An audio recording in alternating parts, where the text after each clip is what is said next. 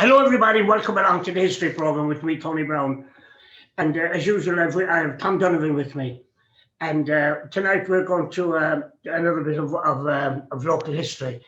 Last week we were talking about County Clare and about tower houses with Martin Breen and about Bunratty Castle and that. So this week we're coming back into the city. And I want to talk about, as they say in university terms, my old alma mater. That's a nice word, Tom, isn't it? Yeah. Alma mater. Anyway, I'd like to welcome along Noel Tuite. Noel, you're welcome along to the programme tonight. Thank you, Tony.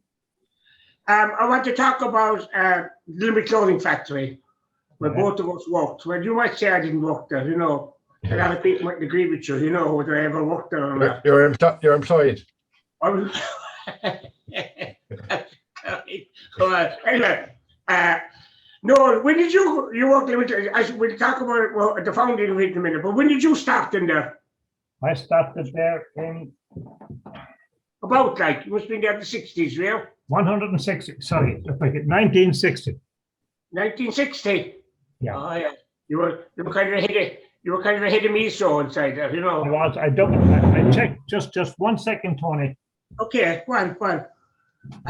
Anyway, but Noel isn't, I suppose he doesn't realise now he's being recorded at the moment, but that's not here with that. He's got to wait to get a newspaper I can see him coming with. Yeah. Right, Tony. I started in 1960. Yeah, 1960. And the clothing factory closed down in 1974. 74, yeah. I went in 65, and my aunt got me in there. And how did you get into the clothing factory? Yeah. Who brought you in?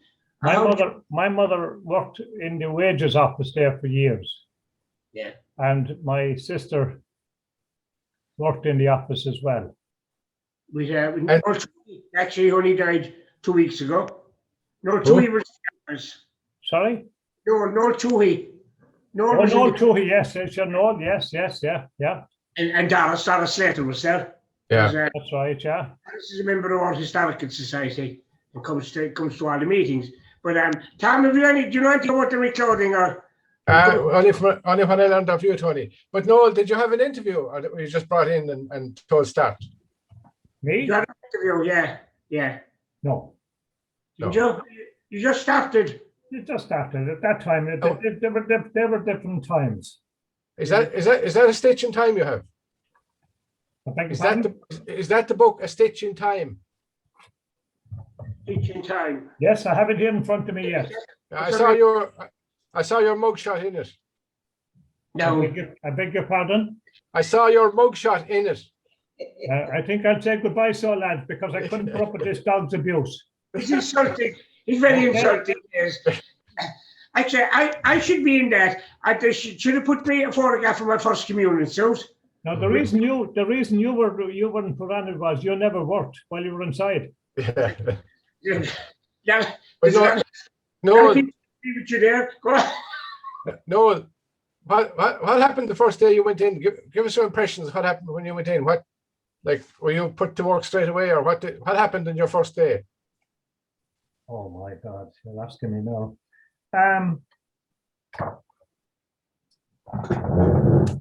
I started in the cutting room.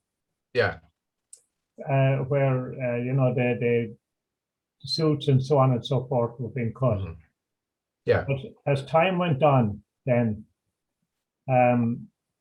changes were made and so on and so forth. Mm. And I was in a situation of looking after uniforms for army, guards, and other forces that were around at the time, and they were all made in the clothing factory. Yeah. I was a tailor's cutter as well. Yeah. For a good few years, where we were doing made-to-measure suits and so on and so forth. How long were you there?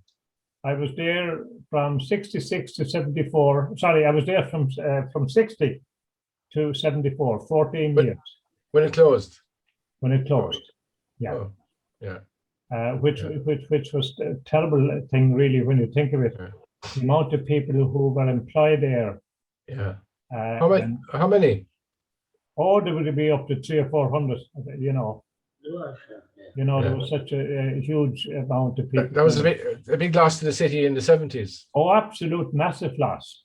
The amount of work and the amount of people who became unemployed. Yeah. You know, there was three clothing factories in Limerick. There was ourselves, there was Danis, which was Dunn's, or not Dunn's, but Danis anyway. And the Crescent there as well, which were much smaller than ours. You know, as I say, we used to do an awful lot of uniforms, like, as I said, for the army and the guards and so on, you know. As well as ordinary made to measure suits and so on and so forth. Well, was it all Irish customers, or were there suits? Well, it was really, it was at that time, it was, you know. Yeah. It certainly was, you know, it would have been, you could say definitely 90% of them were Irish. And who owned the factory? Was it Aquascutum, or who owned it when you were there? No, there was a board of directors first. There was a board of directors there, yeah. Russell was involved, and there were lots of other kind of businessmen involved.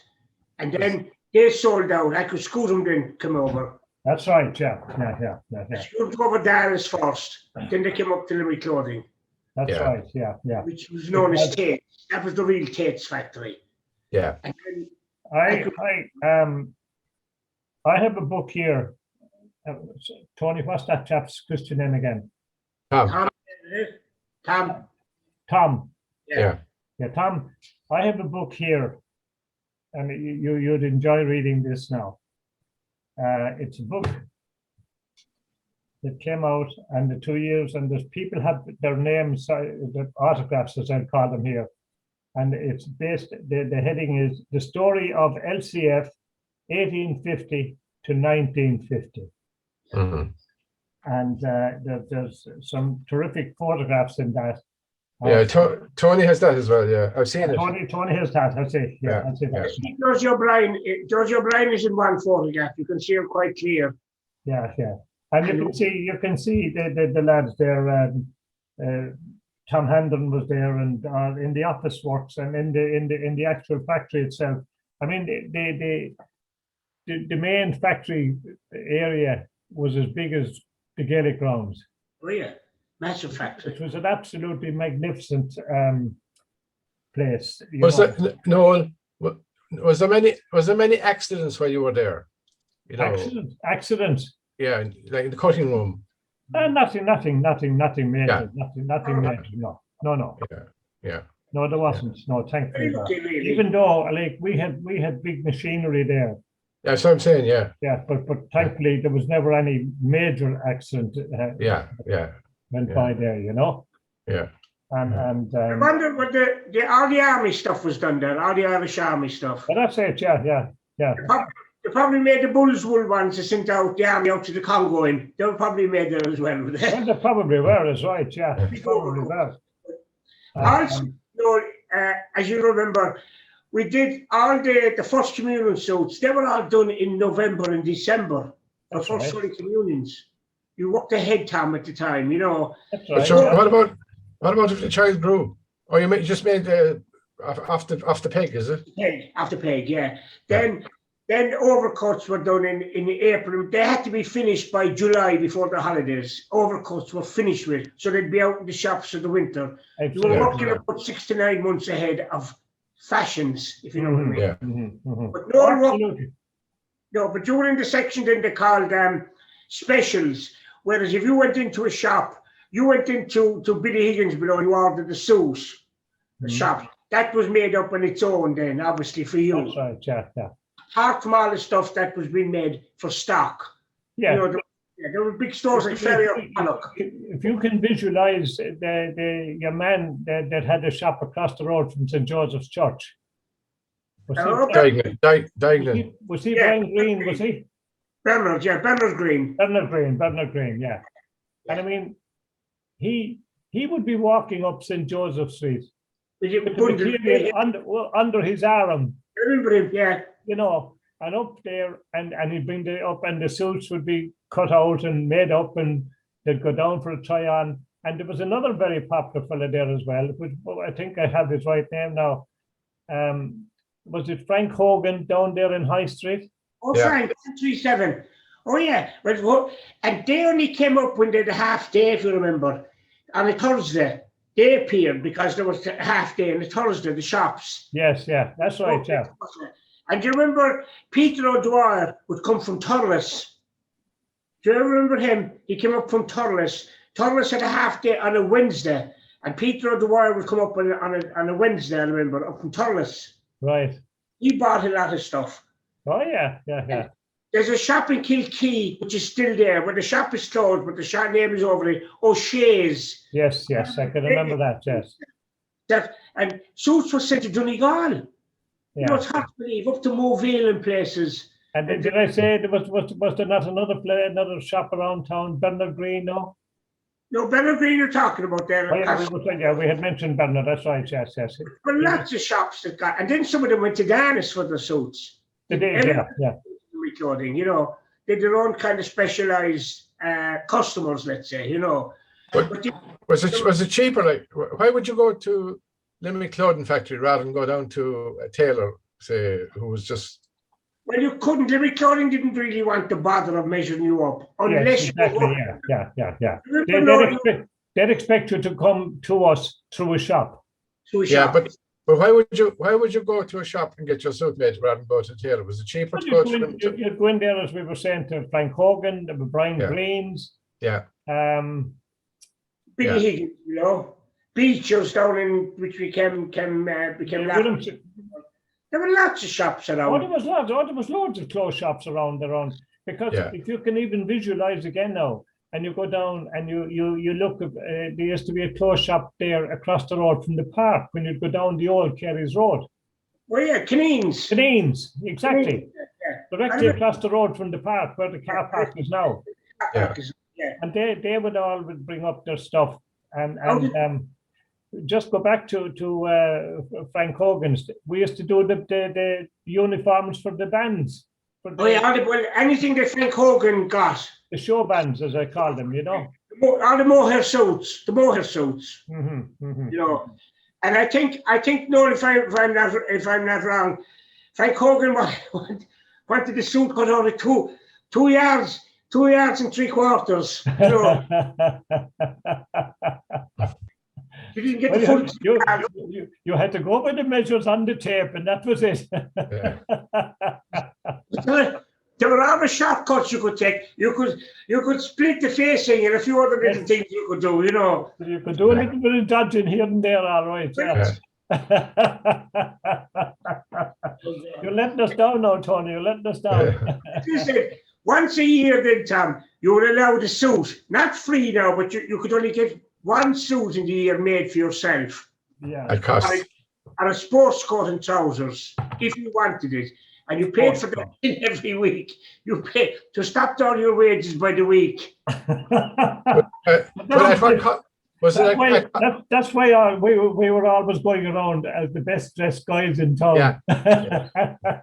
but was it at the same price as you get below in Greens, or was it at cheaper? Did you get the cut? If you excuse the pun. You did. Yeah. It's just for yourself. Then the only thing was the suit would be worn out by the time it was paid for. Because you were paying £0.5 or 4 shillings a week. Yeah. But you could take 12 months to 2 years to pay it off, you know. It'll have a shine in it. And did they do the pipe bands, you know, like Frawley's band? Would they do uniforms for the pipe bands as well, or was it just the show bands? Everything. I don't know, did you notice now? Which? This book that's oh yeah, Stitch in Time. A Stitch in Time, which was brought out by Sharon Slater. Yeah. Now I provided her with a lot of paraphernalia there now because who do you think sent her up to you? Are you a politician? Are you Willie O'D? But no, was there many romances there? Like, did many people meet up? Well, And I'll put it to this one now, right? That's where I met my late wife. oh, Yes, yeah, yeah. yeah, She worked in the clothing factory, and we got married. I'll just briefly tell you this little story, right? We got married in '66, yeah. and we went. There was no going to Spain in your honeymoons that time. We No. went up to Butlin's holiday camp, and In Mosney. in Mosney, in County Meath, yeah. Yeah. And the England were in the final of the World Cup, That's right. and we watched it above there in Butlin's. And I hope you weren't cheering for England. No, I wasn't. No. That's right. Yeah. But I just, and as I say, she worked there as a machinist herself, you know. Yeah. Was there many other? And as I say, my mother worked there, and my sister worked there as well. I mean, everybody had relations. You know, yeah. whether they were brothers or sisters or fathers and sons and that, or fathers and daughters. You know, you know, and there'd be brothers there and that. You know. Yeah. And you know, that was the culture at the time, really. You know. Yeah. It's a different situation now, but at that particular time. But you must have felt really, you know, on the pig's back when you got the job, did you? Pardon? You must have felt really like have made it when you got the job. Oh, I was delighted with it, like, you know. What age were you when you went in? Hold on a second. I know I'm giving you my. 15. Yeah. That was the age most, you know. Yeah. And most fellas went in. I went in. I was only just at 14. Yeah. You know. Yeah. And you were lucky that some fellas didn't got a job. So do you remember the big bicycles? No, and the fella would have to deliver the suits. Yes. Yeah. You did a big bike, Tom, for doing local deliveries. That's right. And if you went on the bike, then you had good chances of getting in after about 2 years, and then the bicycle. You had to cycle the bicycle around for about 2 years. But you weren't employed if you were on the bike, no? You were. Yeah, you were on the bike, and then you were part of the factory, but you couldn't work in the factory when you were on the bike. Yeah. You were on the bike for about 2 years, but you were always sure of getting in. Yeah. To what part, I don't know. And people were assigned to different jobs in there. You know, you could be in the pressing room, you could be in the cutting room, but there were women and men's jobs, kind of. There were never women in the cutting room, and there were never really men on machines as such. You know. But come here, like you're saying the cutting room and pressing room there. What was done in these, like when a suit was started or whatever? Like, what was the progression through the factory? Like, you got the rolls of material. When the suit was cut in the cutting room, it went, you know, the jacket, as we'll call it, and would go to their section of the manufacture of it, and the trousers then was somewhere else. But everything was all documentations on it, like, you know, and the names and the measurements and whatever else had to be on it, you know. And sometimes at that time, as we would call them, it was a 3-piece suit. Yeah. Because you had a jacket, you had a waistcoat, and the trousers. Yeah. You know, and everything was labeled, and the name and the various measurements that were required for the jacket, the waistcoat, and the vest, as we used to call it as well. You know, I'm talking now there about made-to-measure stuff. Yeah. But then, when you look at the other side, you had where we were manufacturing uniforms for the various, you know, they would be kind of done in a case of small, medium, and large. Yeah. You know, that's depending. And was the quality control? No, like was the which? Was the quality control? It was. Oh, absolutely, yeah. Oh, absolutely, yeah. Who did that?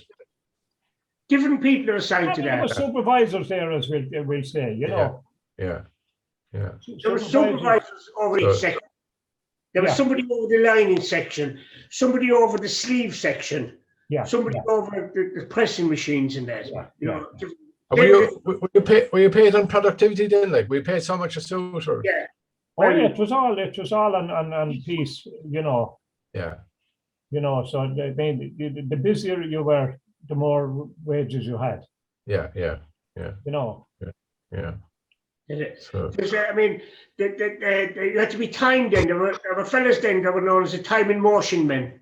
That's Yeah. right, yeah. They had the clocks that were up front. Yeah. And everybody kind of dreaded the time in motion men, Yeah. coming around, who would time you for each job.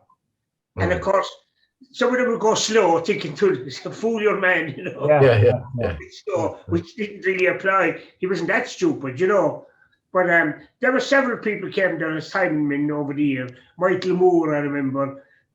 Joe Cullinan, his brother, the bishop now down in Watford. Joe was another time in motion man. And there were several people doing Jim O'Shea. And some of them, they were kind of Sorry, Jim O'Shea, yeah. well enough. They could kind of move up a little step, if you were really close, and you moved up a step.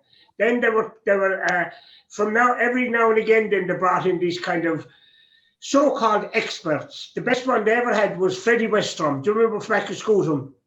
No, Freddie Westrom. Yes. He was a good man. He was a good tailor himself. Mm-hmm. He couldn't believe the conditions that goods that the clothes were flung in the ground. He couldn't get over this. He wanted all the stuff up on the rails off the ground. Mm-hmm. But I could scoot him in London. Yeah. And there were Lara before him and Lansley. There were other people that came that had a knowledge of clothing who would come in. Yeah, but you see, when sorry, interrupting you there, Tony, like when Aquascutum and that, the whole business, where we were concerned, we were doing a more contract such as regards guards, army, or whatever. It was all the clothing, and the 70 or 80% of it was being exported over to England. And as time went on, it just became worse and worse and worse, and that then led to the closure of the place back in 1974. When you say you lost the guards and the army, who took over that? Well, they went to other manufacturing industries, because you see, we were taken over by Aquascutum, and they left that the army uniforms and the guards or whatever, the fire brigade, whatever, It was just clothing, as in for private people rather than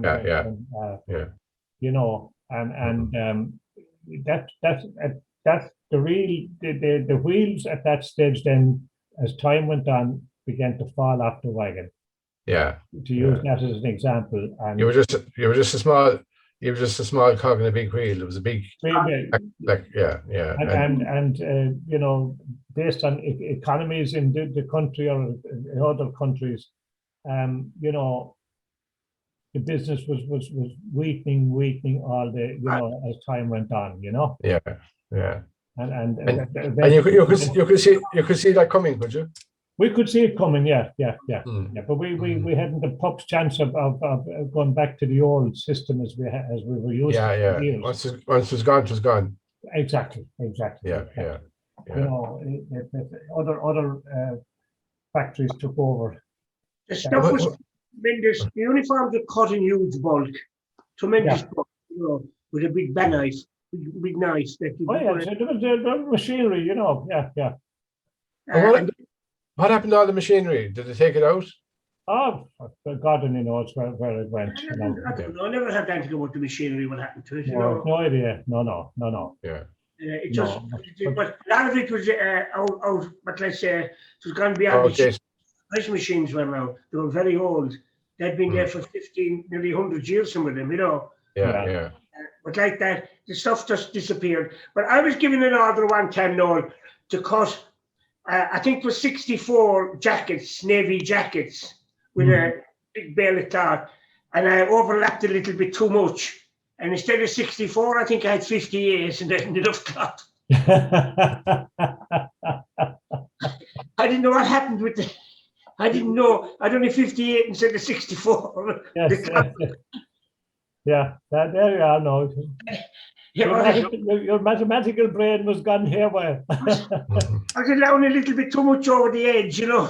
Yes. Rolling it, you know, and to pile it up, and I ended up 58 I had. There was 6 missing, I think it was, you know, and the fabric was gone. It was gone into waste down the side, you know. I know how I got out of that, you know. Yeah. Like that, stuff was cut in bulk, and then the specials that were known as the suits for shops. That's right, yeah. And they were marched around. They could make a suit a day for you if you were stuck. That's So, right. given that, to put Claire Ryan, another girl that's dead now, she was given a jacket from the cutting room, marked an Hindergirl for the lining, and she would walk with that jacket around from person to person. Yeah. If she wanted in a hurry. And had it finished. That jacket could be done in a day. Yeah, well, absolutely. Yeah. It was something that was left behind. Friday in the evening, Friday was a terrible day at about 4 o'clock when stuff had to be got out to shops that were wanted for Saturday. Saturday was the big day for people. That's right, yeah. But, I mean, that was the same. It was a 5.5 day week, like, yeah.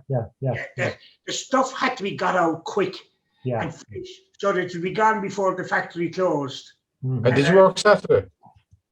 Saturday? You did, yeah. I mean, that was the standard thing at the time, 5.5 day week, you know? Yeah. You know, that was changed into the hours. You remember, Noel? Saturday was done away with, and you didn't finish at 6:15. That's right, in the evening, yeah. And if you were doing overtime, you Yeah. got 3/4 of an hour for your tea, and you were there till 9 o'clock. That's 2 right. hours, Yeah. 7 to 9. That's right, yeah. It's hard to believe.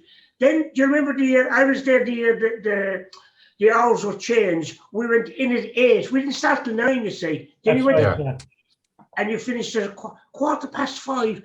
I remember coming out, couldn't believe it. You were out at 5:15. It was like a half day. Yeah. You know. The hours were changed. And I remember, I was only talking about this yesterday. I remember the year they never touched the clocks. I think it's 1967. And it was dark in the morning till about 9:20.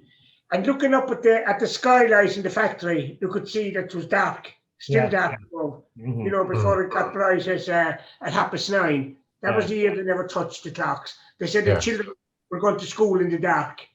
Yeah. That's right, yeah. Many children are walking into school now, very few, you know. But that year I remember. But also, know it was great when you were wet. You could dry your clothes on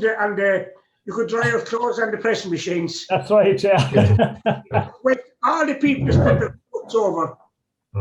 Tony, would you just give me a minute? I'll be back in a minute, okay?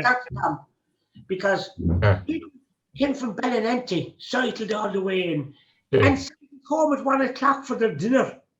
Yeah. And an hour and a quarter for our dinner, 8 to 1, and then 2:15 to 5:15. We did an hour and a quarter for our dinner, which was great. You'll be a long time cycling, like to cycle out to Ballinanty and back for your dinner. You want to be ready when you got there. Yeah. He'll tell you now in a second. He would have cycled from Edmund Street right up to Granville Park, up along Mulgrave Street in the rain, and back again at 2 o'clock. You know, back at 2:15, and they came back saturated. I wasn't too bad. I was very near the factory, but they came saturated, and they had to. They'd go over there and hang up their clothes over at the press machine and get them. And if you were lucky, you could also get the loan of the trousers. Oh yeah, trousers as well. Yeah. Put your own one on to get that pressed. Press it dry, you know. Ways out. But it's a pity that the amount of people. We were sent to school then at night. When he comes back now, we'll laugh about that. Yeah. Which go down to St. Anne's for training at night. What about tailoring? For tailoring. Which go down. Did you learn much there? I'm saying, no, they sent us back again, They sent us to sewing classes at night down to St. Anne's. I was sent down to St. Anne's School. Yes. Out with Niall Carroll at night. On a Monday night to learn how how to grade patterns and cut, you know. Mhm. And the only thing bad about a clothing factory is you learn the quick ways of doing things. Oh yeah. And, But just could we just say to Tony there on the lighter side, if you were there and you were getting married, and we were in the cutting room at that time now, beside the whole machine room, yeah. and if you went down to the gents' toilet, Oh, I and remember. back up, they'd have the Door door out. into the cutting room closed. And about 200 or 300 women would be singing and cheering at you, you know. And if somebody had a baby or something, you know. When you come to think of it, like, you know, Yeah. and oh, gee, it's God, there was bedlam there over it, like, you know. Was the good camaraderie there, or was there? Oh, absolutely fantastic, Yeah. fantastic. Yeah. It was great, a great relationship now between all the lads and the girls. Like, obviously, we'd have the slagging about at that time, whether we were only tied up in our local rugby club, Young Munsters or Garryowen or whatever, you know, and then not like you have all the whole technology now and all this carry on, you know, things were so simple there at the time, you know. Oh yeah. And you know, the way things went. And would you had a Christmas collections, like did a Christmas club would say, or could you get advance in your wages? Like, you know, your mother was, I'm not saying because your mother was in the wages room, but could, like, if you wanted to buy something, could you get an advance in your wages? No. Oh God, no. You joined the pound a week club. Exactly. Yeah. You joined the club. If you got 10 people together who will put in £1 a week, it's usually the person that was stuck for the money started these clubs. They wanted the £10 today. Yeah. So the only thing was then, if you they kind of force you to take number 10, so you wouldn't be money for 10 weeks time, and you want to be paying up. They also had, well, really for the women, they had chemist clubs. That's right. Yeah. The chemist club was £0.50 a week for 8 weeks, and after 8 weeks, then you got a pound. You got a pound, and that was like getting a tenner. Yeah. Imagine going to a chemist for a pound, you know. Yeah. I remember Annie, my aunt, used to come home. She came home with a big bag of stuff for a pound. Viral, they're saying now everything had gone viral. Viral was about 4 shillings. That was one of the dearest things you could get. It was a kind of I still love it, kind of a toffee thing. Got barley sticks, you got megazones for your throat. You got a load of stuff for a pound. Oh, absolutely, yeah. £0.50 for 8 weeks. And again, it was sectioned off in the week 1, week 2, week 3, up and down. You they put the names into a bag, and you draw out your name, you draw out your number. You got number 6 or number 7 or whatever it was. Yeah. But I'm sure it happened in lots of other factories as well, where things like that. Yeah. But Yeah. they were usually set up by people that wanted the money fast. And Yeah. there was I know I'm just thinking of now, whose name we won't mention. He was in the office, right? And he got a wig. So he's decided he'd get it over with in one go. And he came down the far side of the room, I remember it well, walked right down around, across the end of the trousers section, round the other end, and back up again. And there was silence. All you could see were all the heads just looking at him. Because they couldn't comment because he was one of the bosses, you see. Yeah. He had this wig. And they were all looking at your man with the wig, you know. Yeah. I've seen the wig. He got it over with. He got it over in about 25 minutes. He got it over. When he was gone, the rod said, "Did you see him with the wig?" Yeah. He was looking. I mean, but times were so different at that time. Like, you know, it was amazing, really. You know, and yeah. And did you go home for your dinner, no? Oh, yeah, I did. I walked across, down, across Caledonian Park, across the railway line, and up to my house in Jamesburg. Yeah, but when you were married, then you cycled up to Jailboreen, hadn't you? Oh, I had. Oh, yeah, up Kerry's Road, and up Kerry's Road, and down to Jailboreen, and up home where I am now. You'd have an appetite for your dinner when you got home. Pardon? You'd have an appetite for your dinner. Oh, yeah. And but you wouldn't be hanging around. You'd have to be back again then, like. Oh yes, and that was it. Like, you had an hour and a quarter, 1 o'clock to 2:15. Yeah. And you'd cycle up the bike and down the Jailboreen and whatever up Mulger Street up to my own house. There must be a huge crowd leaving at lunchtime, was there, in the evening? Oh gee, it was like the start of the Tour de France. Yeah. People coming out on bikes and there was no cars, like, there was, so they're all bikes, unless you live very, very local to the factory, where a lot of people did. My own wife now she worked there as well, and she lived in St. Joseph Street, so she was only out the gate and she was down home in 5 minutes. What was the furthest away, like? Where are the people? Well, Bennanty. Bennanty, or St. Mary's Park, or some place like that, or Killalea. Now going across to James was fine, as I say. We just went down Caledonian Place and across Cal's Park, and across the railway line, and it was up home, like, I think if I was living in Bennanty, I'd bring a sandwich. Well, you'd be on a tour. There was another man, there was another man, a maintenance man, and they called him Batman because he was up fixing the roof and no one knew how we got up there. Is he still up there? Somebody said he hit some kind of wings. He was able to get up onto the roof and no one knew how he he was not in bed, But like that, the original toilets then were across at the other side. You remember, Noel, before they built the other toilets, and it was known as the lawn. You had to go across the grass to go to yeah. The women would say, "I'm going to the lawn," and I remember I didn't know what it meant for years. It was in the factory at this stage. What it meant was before that they had to go across a kind of a lawn, a grass patch. Oh yeah. So people would say, "I'm going as far as the lawn," and you'd say, "What are you talking about?" The toilets were built within the factory then afterwards, But there were some very funny characters there, Indeed, there was. The only thing was, there was a round you hit one fella, you might to be like got to certain period of 15 people, because his son was married to his daughter, and his father was. Yes, it is. Yeah. There were so many relations there, And might I say then, just go back to the sporting side of it. Interferum soccer was very strong at the time.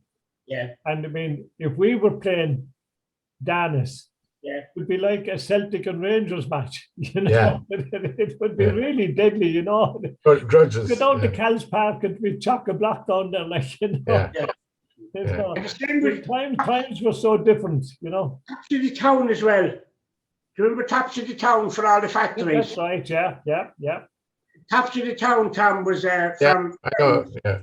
And that was great, like when people in the factory. But the only fault then was that it got too big, and they started bringing in outsiders. People. That's right. Yeah. There was a lot of people would be paid because went from the outside, The amateur bit. But what was the pecking order in? Like you said there, like you went in. Like what was your how would you get up and on the line? Was there a pecking order? Like how would you become a manager or a supervisor? There wasn't much about that now at that time, Yeah. I can give an answer to that now, depending on the length of your tongue, Yeah. Like lots of places, yeah. And it's they were totally different times, like, Yeah. That was it, But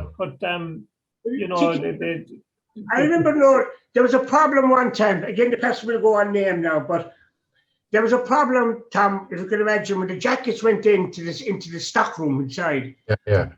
The sleeve of some of the jackets were kind of pulled up. So the thing was to see what was causing the pulling. So I could think of the two men now that ripped down the coat to see and put it down in the pattern, and it was gone off at an angle on the pattern. It had been cut correctly, so they had to find out what was causing this. So they found out the person in question, what she was doing. She was joining the sleeve linings, not allowing for any fullness on the elbow, and cutting it off at the end. Oh, shit. He thought she was doing a good job cutting it off. Yeah. So this man in particular bent down the ground and picked up all the pieces and threw them up in the air like confetti. You wouldn't get away with it today. Absolutely not. Yeah. The whole year, he said, Health and safety wouldn't allow that now, like, you know. what are we going to do? He says, and he was throwing up the stuff up in the air like confetti. And your mum was looking at him. She says, what's wrong with you? You know, Yeah. what have you done to the suits? You know, she says, she was doing her job, but she thought him cutting it off, you know. He was let alone any fullness for the elbow, you know. You take out for the elbow. And she, big as far as she was concerned, and she zipped it up. But then when the coat was finished, the sleeve was being pulled up. That's where the word straight jacket came from. Really? But when you think back and you go up Edward Street now, Tony, and we went in last year, Noel. I brought the group in. Do you remember, Tom? We went in 2 years ago. We went in an outing one night, and I brought a group in up to the very end, and I was showing them the tree. Oh, we had a break at 4 o'clock for 10 minutes. Yeah. And it was well received. 10 minutes, which was fantastic. It seemed like an hour. Yeah. 4 o'clock, the hooter would go, and you'd a break at 10 minutes. That's right, yeah. In the summertime, we could all go out the side for the 10 minutes. And there was a tree down there. I saw them go down to it at the end. And that's still there. You know, pieces of it are still there. Right. And the whole place has changed over the years, you know, what it was. You know, the big houses. So they made a great site for a museum. Yeah, but and as well as that, Tony, I was just going to back now, you were talking about that. There, if you go out onto the road, and we used to play, well, I didn't play that, and I don't think you did either. It was mostly the girls used to play kind of tennis inside in the room, alongside the Garda station there. I forgot about that. That when the factory was first built, they were kind of onto now, you know, to the different grade, but onto to Lever Brothers and to Cadbury's. They had a place for the staff out the front. That's right. Billiard rooms and for table tennis, all those things were in those the front. That's right. Out on just on Edward Street, as we'll say. On Edward Street, Was it Tate built those or were they afterwards? Oh no, he put those on. They were they could have been originally. It was a workhouse, an auxiliary house. At the time, he was able to get his paws in that building, you know, to his father, Abraham. And the buildings out in the front might have been there. I don't know, but Tate had them as there was a big club there, you know, for the workers. That's right. Yeah. But we had a club in the factory at the time, like. I forgot about that now. I forgot about that. And that was kind of coming to an end when I was there, you know, in the 60s. Was there a social club, like, did you? There was. There was. Did you have outings? Like, did you go places? Like, did the workers? We didn't really, you know. We did before that, no, gone back like to the 40s and the 50s. Yeah, well, before our time, yeah. But also, there were 3 houses, 2 houses out in the front, built into the building itself. That's right, yeah. Hartigan's was one. Hartigan's was inside the yard. Right. But the 2 out in the front belonged to Mary Boyce, do you remember, and Charlie Green. Their houses were actually built into the factory. That's right, yeah. Streets. And then Hartigan's house was inside in the yard. He looked after the boiler and that. You know, the boiler had to be put on at 7 o'clock. So the pressure would be there for the steam and that. And then when they got strict on you coming in you know, late, the gate would be closed and you couldn't get in. Imagine that. If you were late, and that was it. Yeah. You were locked out, you know. But I was just going to say there then, I can remember this now. When the Garda station there was just the building is still there. If they were looking for identification of somebody, they would come into the factory and might get 10 fellas to stand up. The guards would be there and they'd say, no, he's not in that 10. You know, he's not in that 10 anyway, you know. And there were such different times. And then you had the pubs across the road. Sonny Flanagan's. Sonny Flanagan's is the main pub. Across the road, and you had Noonan's and what was the other one? The other one there in Edward Street. See them there all They're together. all closed now anyway, but but O'Sullivan's, no? No.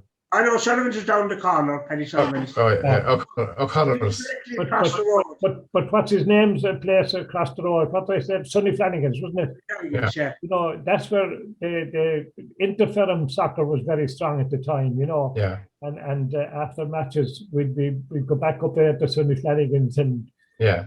at Christmas when you'd be finishing early, we'd be straight across the road to Sonny Flanagan's, Yeah. I mean, it's all. The holidays then took in, of course, always took in the August weekend. That's right, yeah. The first 2 weeks in August. First 2 weeks in August. So there's it took in the August weekend as well. Yeah. Well, most people that time, it was always the first 2 weeks in August anyway. That's right. Yeah. That was the Holidays, key, the key holiday period there at that time. First 2 weeks, yeah. Those for 2 weeks, everything was covered.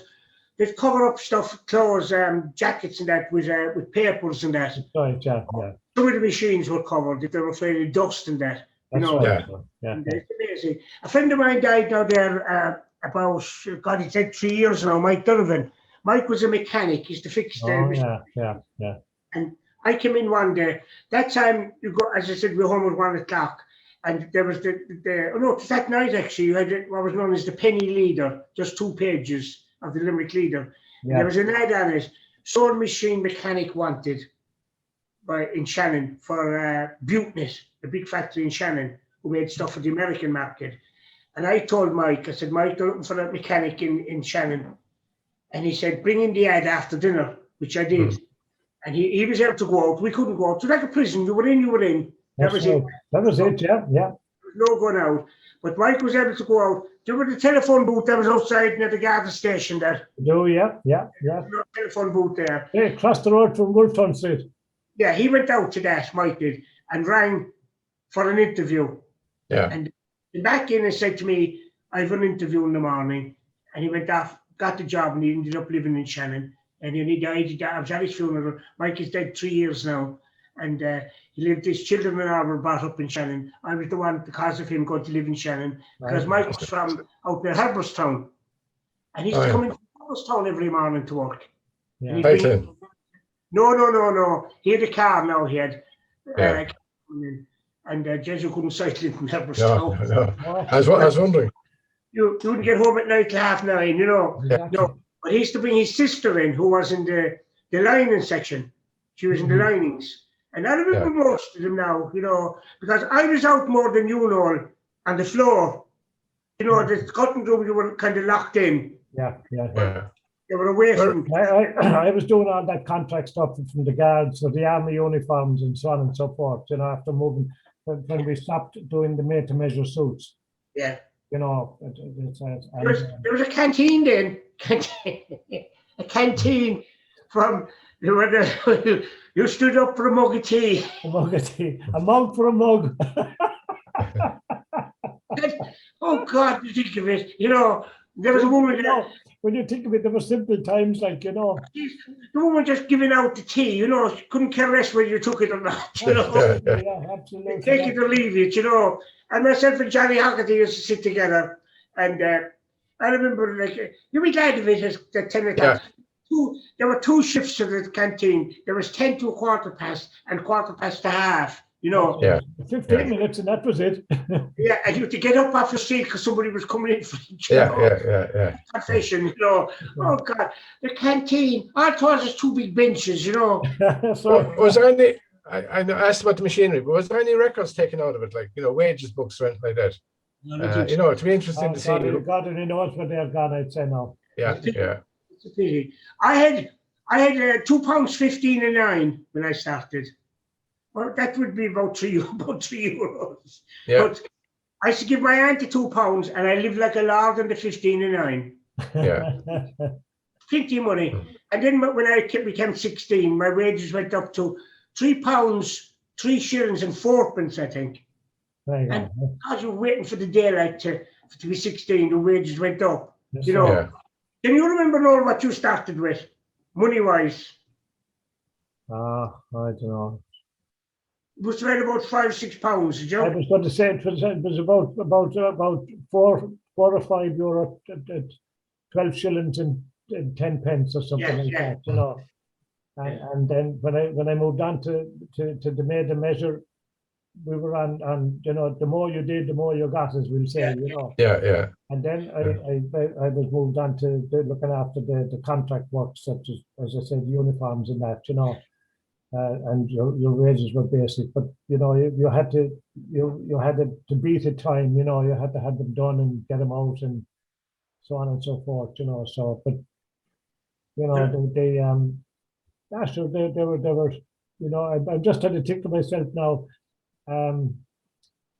We got married in '66. Saying Mac, I couldn't tell you what I had. Yeah, but also on top of that, the other thing about the wages, all the supervisors got. Don't forget, it was all cash. That's right. Yeah. So my mother worked in the wages office. Yeah. But the supervisor got his section of wages. Yeah. So the supervisor got 14 wage packets, and somebody in the trousers section got another lot, and you know, and just handed them out. Then, you know, here's your money, kind of, you know. And you were hoping there was something in the envelope, like. Oh God! I remember. There's another woman. If I saw this woman in the morning going to work, it was like a bad omen. I was late. If I saw a particular woman, you know, oh, sacred heart, I'm late. She was always late, and I think was to get ahead of her quick.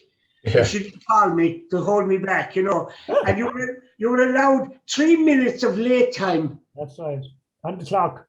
You have to clock in. If you clocked in before 8:03, you were okay. Yeah. You know.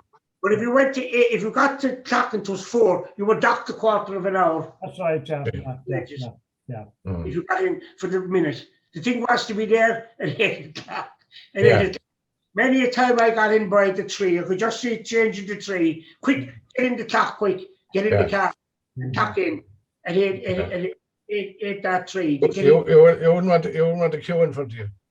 No, not queue. There was another thing there that we'd often bump into when we'd come out of work there at different times in the evening time. The boy band would be practicing below. They'd be practicing below, and they'd only 100 yards down the road. The band's room, yeah. You know, the band's room, as we know it now, it was out front. It was out on the road, the old one. That's right, yeah. One kind of behind it, you know. So they were kind of louder, and there wasn't kind of soundproof, you know, and you could hear them no bother because they were barely off the street. Barely, yeah. There's an old building, and they need pointless closing the door because you could hear them anyway. You know, indeed, yeah. There's a hive of activity, the whole place was.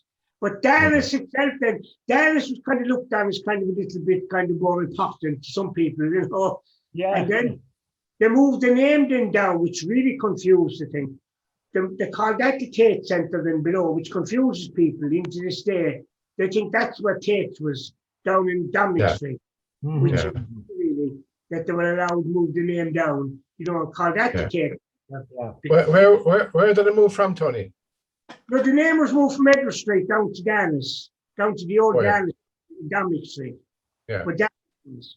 Oh, Limerick Clothing Factory was moved down. Clothing Factory, yeah. Tate, that was Tate's. But they went down to call this other place the Tate Centre. Oh, yeah.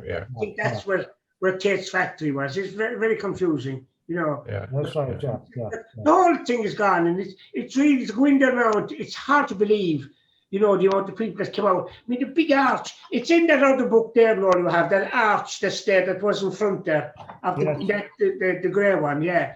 The big arch that was in front. It's a magnificent front in it. A big arch going in with Limerick Clothing Factory written on it. And the whole thing was demolished, you know. And the building of houses, they should never have built houses in there. So they made it. Sorry, I just wanted to say there as well, we had the clock below across from the Dominican church.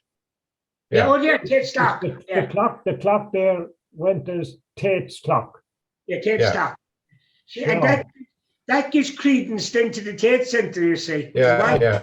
Yeah. The darkest Tate stock. And people. Also, there was a fountain in there. Inside That's right, yeah. That's right. Yeah. that's below now in the park on Clare Street. That's the park in Clare Street there. Oh, it's that what it is. Yes, oh, that's right, yeah. It's there inside in the middle of that. And it's a shame really that the fountain was moved from the clothing factory, but the building of the houses still have been desecrated anyway, you know. Yeah. The whole, but still the main building has been left inside, which is one good thing. There was a glass roof on it, and all the walls were painted green inside. It's supposed to be good for your eyes. Of course, all the hospitals that time used to be painted green as well. Something good for the eyes, all painted green. But there's tremendous times, you know. And when did you leave it, Tony? 60. It closed in 74. No, I was there in 1970, 1969, 70. And my first sort of communion suit was made there. Yeah. I wanted a brown suit. My aunt said mine was made there as well, as my mother was working there in the wages office. I insisted on this brown suit they were trying on me. And I remember Annie telling me, when it comes out, it'll be brown, the suit, the navy suit. Well, what else could you do for a brown fellow and you get him a brown suit? I thought brown was a lovely colour, you know. Oh, she wanted navy, so she said when it would be finished, it would be brown. And I kind of forgot about the brown suit. Could I just say this here? We were talking about army stuff and that. Yeah. The Limerick clothing factory under Mr. Taylor went after business anywhere it was to be had, not only to the British Army, Navy and police forces, but also to such places as British West Africa, British East Africa, Nigeria, Libya, Hong Kong, Bermuda, South Africa, Belgium, Holland, Egypt, and the Sudan went Limerick made uniforms. And the army in India, practically all over the world. And they went to India with the British Army as well. Yeah. That's brilliant, you know. One thing I hated that all, I just had to turn. Do you remember the belts for the AA men, the men in the motorbikes? That's right, yeah. They were made there, Tom, for the men in the motorbike. They wore a big belt. Chicken, you had to turn the belts out. Yeah. Oh, God, it used to take about 4 hours to turn out a belt. You had to put a big stick to turn out the belt. They were made in the inside, you see. Yeah. So one of my tasks was to turn out belts for the AA, you know, and I hated it, you know. To like putting your socks on inside out, you know. Yeah. You would turn the belt out, you know, with a big long stick. But there were jobs that I was kind of a jack of all trades. I was a good cutter now with Noel for a long time. Do you remember Noel? We shared the bench. I mean, I did all the work. Really? That's why you were there at the end, Noel. I was. Why did you leave, Tony? I wanted to go on my own, making shirts. Yeah. Freddie Westrum said to me, are you a shirt maker? Freddie Westrum, himself and his son, but he was good now, Freddie Westrum. He was brought up as a proper tailor, he was. You know. Freddie Westrum. Oh, yes. You know, and I remember asking him one or two things now, and he'd always answer you know. Yeah. Himself and his son were there, and whatever became of them, you know. Mr. Lansley, yes, he was manager there. He lived out in Ballysheedy, out beyond Roxborough. And you have Harris, do you remember Mr. Harris? I forgot about him now. That's right. Yeah, he was a boss man there. Yeah, he was. What you say, Noel? He was a boss man there as well, wasn't he? He was. And seemingly, I'd say he was a nice man. But you see, bosses that time, you didn't even look at their face. Yeah, you know, you were kind of afraid to look at them. Well, Harris, his wife used to teach music in the School of Music. And he lived outside in Cardavan. And believe it or not, to this day, if I passed I remember his house. He had a cortina. I remember a green cortina, which was kind of upmarket, really, the old cortina. At that time, yeah. And he lived out in Cardavan, he did, a detached house there, far off the main road. And I remember, I think he was Harry Harris. He came from a family in Dublin who were tailors. I remember Liam McNamara told me that he said, bosses, they were manufacturers. Whatever happened, he came to manage the Limerick clothing factory, you know. He was good. Harris could sew as well, I remember. Yeah, He was, yeah, I remember him needling trade, you know. yeah. Would they be there every day, the managers, or would they be out about? Oh, no, they were always there. Yeah. Yeah. They Oh, they were there. Oh, God, they were there, you know. Yeah, Then they when were they there. over, when after school we bought Dennis, then they bought Limerick clothing. Dennis then started to move their office staff up. Do you Yeah, remember? Yeah. Donovan and they all, God, when they came up, just kind of, I suppose, it was like leopards moving in. They'd be all looking at them because they were different, you know. Nobody. They were the opposition. They were the enemy for years, and suddenly they're in the factory. They could walk around, you know. Yeah. I remember I was just about to leave that time when they moved in, but Dennis went in and then my clothing went, you know. I think Yeah. how long are we talking? God only knows. If we're talking a good hour anyway, sir. Yeah. I think I'm watching that. It's 5 to 9 now. Yeah, we'll worry about that, you know. But there were good times, you know, in one Oh, they sense. were, yeah. But it's a pity that clothing is gone from Limerick altogether. Oh, absolutely, yeah. The amount of stuff, you know. The amount of skills that were lost, like, you know, the people in 74, those people who were skilled, at least you continued on, but a lot of people had to go in and find other employment, like, you know, they wouldn't. Also, another thing you could do was, if you wanted something made, kind of, if you wanted, I can't think of an example now. Supposing you wanted the trousers made for your cousin, for a thing, you could, which you shouldn't have been doing, but you could get somebody inside to put that together for you when they'd nothing else to do, kind of. Yeah. If you got it cut, you could say to a woman, especially waistcoats now. Yeah. I forget what the rate they were on, but I remember getting waistcoats done to a particular woman inside, and I remember giving her something like £2, which was nearly her wages for the week. Yeah. She would make that waistcoat, finish it the whole day. You know. Well, they were totally different times, really, you know. Was there any pilferage there? Any which? Robbery, pilferage. No. Would people rob stuff? Would they take stuff out of the factory? No. Yes. No. There was. You wouldn't get away with much. You know. The only thing you could, let's say, rob would be buttons. Yeah. Chalk. Would you believe, Noel? I was looking at a piece of chalk the other day, and what you call pipe? What's the name of it? The chalk. Do you know the? Yeah. What you call the chalk? I forget what you call it. For marking, you know. Yeah. There were boxes of that, and people be flinging it around. Mm-hmm. Pieces of it, you see. But I have a piece it's about the size of €2 now, and I wish I had a box of it now. I said to myself, I had a little piece, and I was marking a thing the other day, and this thing, I couldn't put an edge in it because I'd scrape it away, you know, to nothing if I scraped it away. I took a blunt edge in it, and I tried to mark with it, you know. That's all of it I had, you know. You can buy it now in Hickeys and ones. But I remember there was kind of boxes of that now. You could take chalk if we needed it, you know, for buttons. Certain things though you could take, you know, that if you were stuck for something, you were making something at home. Yeah. Like that. You never get away with a bill of cloth. Well, you couldn't take 3 yards of cloth out under your arm, like, you know. Like the song, one piece at a time.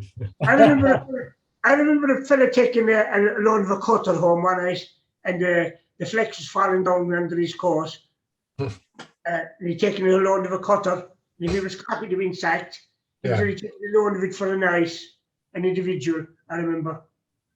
And I remember Finney Driscoll said to him, shouting, said, "The lead is hanging down." And he thought it was a joke, and it was hanging down, you know. And if he was caught taking that out, he could have been sacked. But anyway, they were good old times, you know. Anyway, that's our kind of our waffling through the Limerick clothing, which was the Limerick Clothing Factory. Founded by Peter Tate. Incidentally, Peter Tate lived above at South Hill House. Tony, we might just tell people what we're on. What we're on.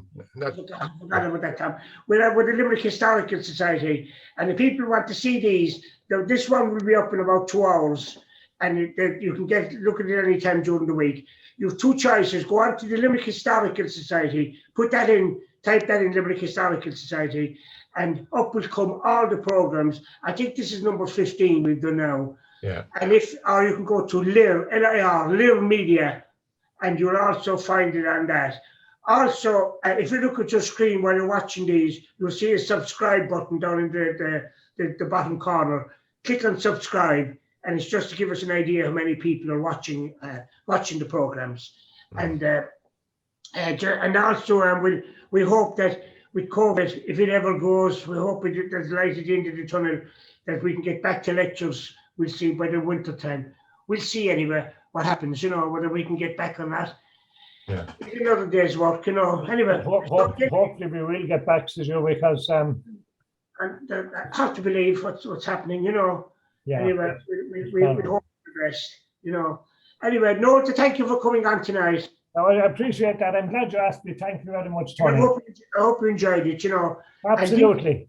Absolutely. Today is Sunday. Do we get double time for that Sunday? No. Yeah. That's debatable now. You were late coming, so you've docked. Oh yeah, I forgot. No way all that. I couldn't clock in. You're lucky the gate wasn't shut. Listen, that's lovely to meet you anyway as well. Okay? Thanks, Noel. Thanks. And thanks a lot. Okay, good. Thanks very much.